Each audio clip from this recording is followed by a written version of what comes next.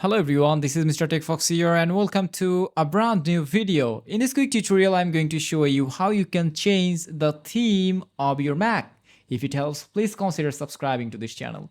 So this tutorial is going to be very beginner friendly. First of all, you have to open the settings on your Mac OS. So you will get the settings app on bottom. Just choose system settings. And now you have to select appearance.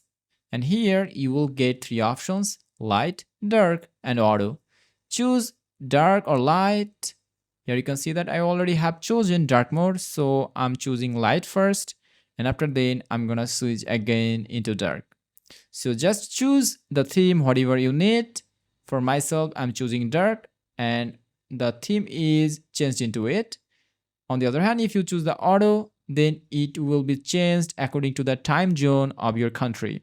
So I'm choosing dark, and that's it. I have successfully changed my theme into dark. Thanks for watching. Now you know how to change the theme on Mac. Allah Hafiz.